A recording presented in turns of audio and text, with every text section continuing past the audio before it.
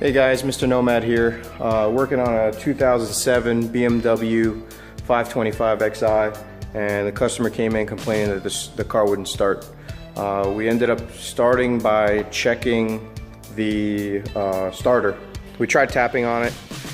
It's located right under the intake manifold. Here's a starter, and we started by tapping on it and trying to crank it over, and it just wouldn't crank.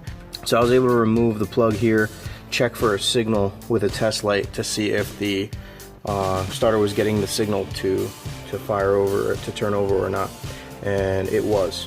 So that pretty much confirmed that the starter was bad.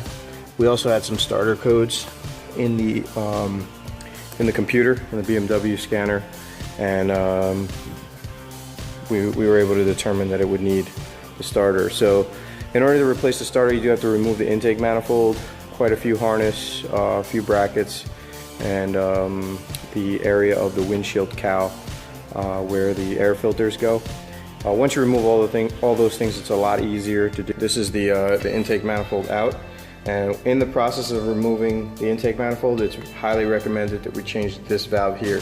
It's the crankcase vent valve, and this is the hose that runs down to the crankcase. There's another hose that goes here that actually broke. It goes into the intake the valve cover. So it's definitely recommended to replace that hose as well as these. You might as well do these at the same time. These go into the intake manifold from the valve. It's recommended to replace all those. We put all new intake gaskets and plug everything back in. If you don't do it that way, we've had times where on installation, one of the hoses that we weren't anticipating would crack, and then we have to remove the intake manifold again, and it's not pleasant.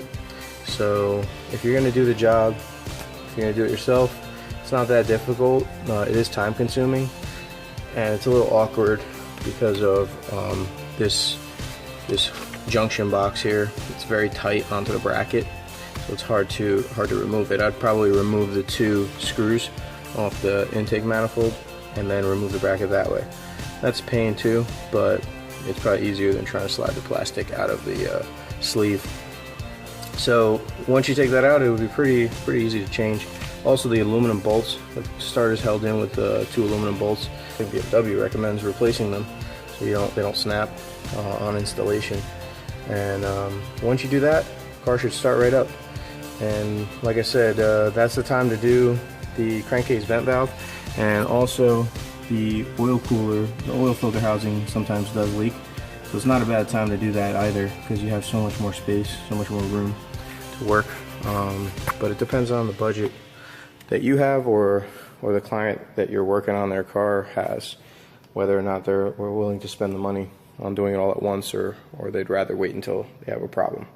So yeah, so that's a 2007 525xi starter. If you need any work done and you're in the central New Jersey or northern New Jersey area, you can check out www.choosenomad.com, and feel free to give us a call and set up an appointment.